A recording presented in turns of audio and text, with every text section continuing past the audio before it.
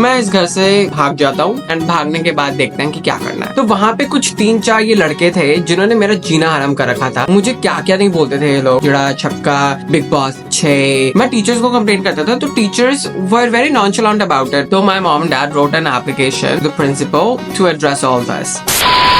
Time for another story. So go grab yourself some beverages. I have matcha and I have some water because I yap a lot, and based on my yapping, I think I'm gonna need at least 2 beverages because मेरा तो इतना मुंह चलता है। अभी वैसे इस apartment पे फायर ड्रिल हो रही थी और वो फायर ड्रिल से मैं इतनी ज्यादा डर गया। तो आज की कहानी है उस टाइम की जिस टाइम मैंने अपना स्कूल चेंज किया था 3rd क्लास में। तो 3rd क्लास की मेमोरीज अभी भी मेरे दिमाग में है, बट मुझे ये याद नहीं रहता कि कल मैंने क्या खाया था। मैं दूसरे स्कूल में जाता था जो थोड़ा छोटा था एस्टैब्लिशमेंट में और लोगों में भी, एंड देन वहां से मैंने चेंज किया अपना एक बड़ा सा स्कूल। मतलब मुझे उस स्कूल को ऐसे देख के लगता था कि भाई ये तो अपने में ही एक शहर हो सकता है। और स्कूल भी बहुत सुंदर था, मतलब इतना क्यूट एस्थेटिक। एंड उसके अंदर जाके आई was like oh my God, मेरे तो बहुत सारे ज्यादा हो गए थे कि भाई इतने बड़े बड़े स्कूल भी होते हैं, क्योंकि तब मैं छोटा था तो हर एक चीज मुझे बड़ी ही लगती थी। और आई फील कि ना जब हम छोटे होते हैं तब लाइफ को देखते हैं, अपने आसपास के लोगों को देखते हैं, हमारा बहुत वाइब्रेंट सा पर्सपेक्टिव होता है कि everything is just very beautiful. तो वही पर्सपेक्टिव लेके मैं स्कूल में गया और the school did not disappoint me. The school was so good. I really liked the environment. I really liked everything. वहाँ पे मतलब ये बहुत नॉर्मल है बहुत सारे लोगों के लिए, बट पहला वाला स्कूल था ना उसके अंदर ये सारी चीजें नहीं थी। जैसे कि जब भी आपका गेम्स पीरियड होता था तो गेम्स की अलग ही यूनिफॉर्म होती थी। But one thing that I can not deal with is जो मेरा हाउस कलर था वो था येलो। ब्राउन स्किन पे कोई येलो कलर पहनता है यार? अगर तुम स्कूल चला ही रहे हो तो थोड़ा ये भी तो देख लो ना कि कलर पैलेट या कलर थ्योरी के हिसाब से अपनी यूनिफॉर्म का रंग चूज करो। जब मैं स्कूल जाना स्टार्ट हुआ सब कुछ बहुत अच्छा जा रहा है। मतलब आप ये सोचो कि स्कूल अच्छा है, यूनिफॉर्म वगैरह, मतलब I am romanticising the fact that I am going to the school, education बहुत अच्छी है और मेरे दोस्त भी बन रहे हैं। बट अब आता है थोड़ा सा क्लाइमैक्स का सिचुएशन। तो वहां पे कुछ 3-4 ये लड़के थे जिन्होंने मेरा जीना हराम कर रखा था। और ये नहीं कि इन्होंने मेरा जीना हराम कुछ साल ही किया, इन्होंने मेरा जीना हराम 12th क्लास तक किया। और वो ऐसे लोग थे, उनको ये लगता था मुझे चढ़ा के वो बहुत ही मतलब प्रधानमंत्री बन जाएंगे। मुझे क्या क्या नहीं बोलते थे ये लोग, चिड़ा छक्का, बिग बॉस 6। तो एक गाना आया था जिसका नाम था छलिया, and I don't even remember कि मैं वो गाना सुन रहा था या अगर वो गाना बस में चल रहा था और मैं उसको अच्छे से एंजॉय कर रहा था। बट मेरी बस वालों ने मेरा नाम रख दिया छलिया, और जब भी मैं कहीं भी जाता था तो मुझे बस छलिया आ गया, छलिया ये छलिया वो, एंड हमने क्या क्या बकवास है ये। मतलब एट दैट टाइम मुझे ऑब्वियसली बहुत बुरा लगता था। मतलब आप एक चीज सोच के देखो, जिसका मुझे मतलब भी नहीं पता उस नाम से मुझे लोग चिढ़ा रहे हैं। मुझे तो पता भी नहीं था कि छक्का क्या होता है, ये क्या होता है। इनफैक्ट दैट्स वेरी सरप्राइजिंग कि people are telling me what I am and I don't even know what the fuck I am. मतलब मेरी एज छोटी थी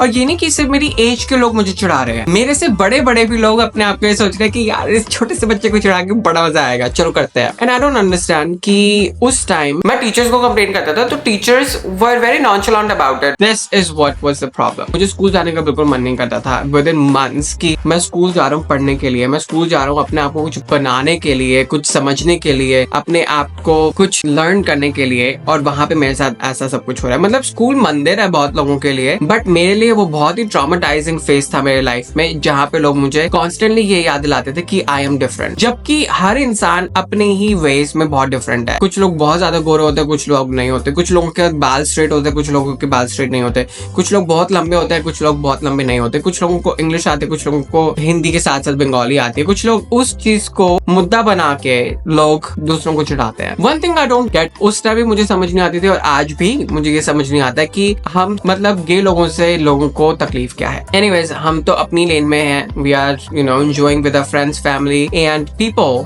that we are with, but इन लोगों को बड़ा खटकते हैं। तो हुआ ये कि ना कुछ टाइम के बाद ये लोग मुझे बहुत ज्यादा चिढ़ाने लग गए, मेरे मार्क्स बहुत कम आने लग गए। तो मम्मी पापा ना थोड़ा सा टेंशन में आ गए कि यार हो क्या रहा है, मतलब इतना अच्छा था पढ़ाई में, इसको क्या हो रहा है आजकल। तो होता ये था कि हर 2 महीने में कुछ टेस्ट होते थे और उसमें मेरे मार्क्स 3 बार बहुत गंदे आए। तो my mom and dad were worried and they asked me कि यार क्या चल रहा है, मतलब are you not focusing on your studies और what is going on. And I remember telling them that mom and dad कि मैं स्कूल में जाता हूँ तो मैं पढ़ाई कैसे करूँ, मैं पढ़ने जाता हूँ वहाँ पे, बट लोग मुझे चिढ़ाते हैं, मुझे ऐसा फील कराते हैं कि मैं आई डोंट बिलोंग देयर, मेरे साथ कोई बैठना नहीं चाहता है, मैं अकेला बैठा रहता हूँ हमेशा। जीने के लिए बचपन होता है बच्चों का, जहाँ पे दूसरों के साथ खेलते हैं और मजाक करते हैं, साथ हंसते हैं, और वो मेमोरीज मुझसे छीन नहीं गई थी उस वक्त। तो my mom and dad wrote an application to the principal to address all this, which is I feel कि विच इज वेरी इंपॉर्टेंट, मैं अगर मम्मी पापा की जगह होता तो मैं तो I would have gone to the school to complain and talk to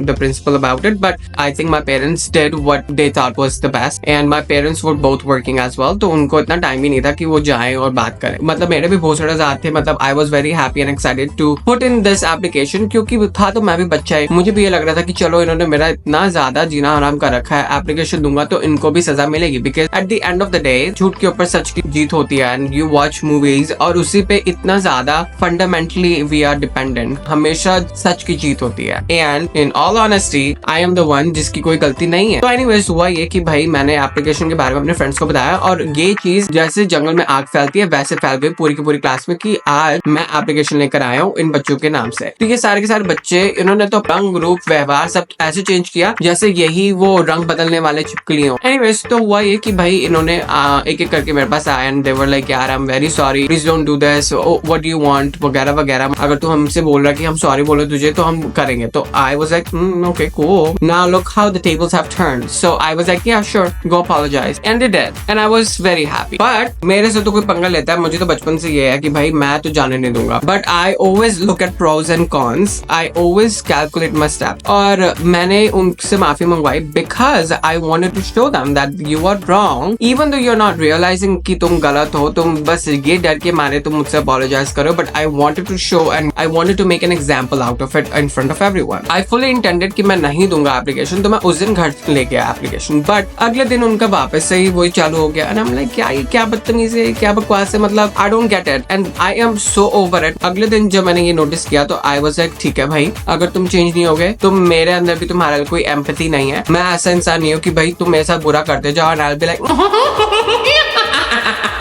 चलो वापस करो, नहीं ऐसा नहीं है मैं। तो मैंने क्या किया, मैंने वो एप्लीकेशन दे दी और वो एप्लीकेशन पहुंच गई प्रिंसिपल के पास एंड देन उन सबको डांट पड़ी, उन सबको बोला गया कि नहीं करना है ऐसा करके। तो ये 3-4 महीने निकल गए एंड वो 3-4 महीने वर गुड, बट वो 3-4 महीने निकलने के बाद दे वर बैक एट इट और ये चीज चली 5-6 साल बिफोर आई रियलाइज कि यार आई एम डिफरेंट, मेरा अट्रैक्शन लड़कियों की तरफ है ही नहीं, मेरा अट्रैक्शन है लड़कों की तरफ। मतलब मुझे वरुण धवन और सिद्धार्थ मल्होत्रा को देख के ऐसा लगता था कि यार काश मतलब मैं उनसे बात कर पाता, काश मैं उनके साथ घूम पाता, मतलब it was always romantic, it was never like कि ओ आई वांट टू लाइक किस देम और what not, it was very romantic, it was very pure and but मुझे नहीं पता था एक लड़का दूसरे लड़के के साथ रह सकता है। आई was very confused, I did not know what the fuck is happening. तो बहुत ज्यादा सोचने के बाद, बहुत ज्यादा परेशान होने के बाद I was in a state of depression और स्कूल में भी मेरा दिमाग नहीं चलता था। I just wanted to cry all day, जाने का मन ही नहीं करता था स्कूल में और ये वाली बात कोई समझ ही नहीं सकता था। I was at that point जहाँ पे मतलब मैं सोचता था कि यार जीने का कोई फायदा ही नहीं है बिकॉज मुझे कोई सपोर्ट नहीं कर रहा है, मुझे कोई मेरे आसपास कोई इंसान नहीं है ये मुझे गाइड करने के लिए कि बेटा ये प्रॉब्लम है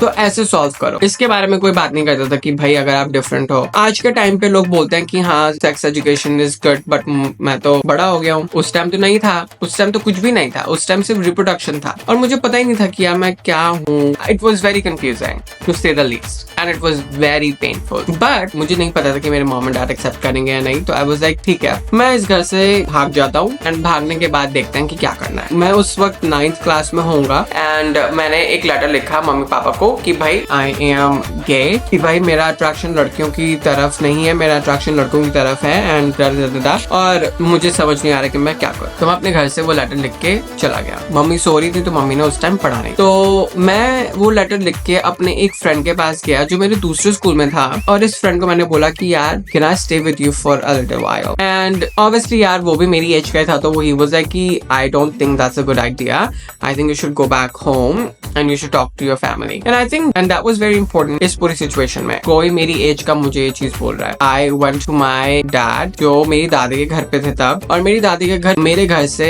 15-20 किलोमीटर दूर है, तो मैं 15-20 किलोमीटर चल के गया पापा के पास and I was like I need to talk to you. तो मैंने पापा को धीरे धीरे बताना स्टार्ट किया एंड पापा वाज लाइक यार ये क्या हो रहा है, क्या बात कर रहा है ये। पापा was not familiar with it. मेरी मासी को एक साइकियाट्रिस्ट के बारे में पता था तो माय डैड वाज लाइक ठीक है एक काम करता है इसको साइकाइट्रिस्ट के पास लेके जाते हैं, we'll see what happened. तो they all took me to a psychiatrist and मैंने उसको सब बताया and I think that was the turning point in my life that really made me the person that I am. And अगर वो नहीं हुआ होता मेरे साथ तो मैं शायद होता ही नहीं इस दुनिया में. तो उस साइकाइट्रिस्ट मेरे से बात की, मेरी बात सुनी और मुझे जज नहीं किया और उसने मुझे डायग्नोस किया डिप्रेशन से एंड उसने मुझे मेडिकेशन दी. तो उससे बात करते करते ही मैं 2-3 महीने हो गए थे and I was feeling much better. Last time I went to see him and he was there to support me मेरे बहुत ही डार्क फेज ऑफ लाइफ में. जब ये सारी चीजें चल रही थी तब मुझे ऐसा लग रहा था कि मेरी लाइफ बहुत ब्लैक एंड व्हाइट हो गई है. सारी खुशियां, सारे colours are gone, nothing make me feel better. मैं तारक मेहता का उल्टा चश्मा देखता था टू फील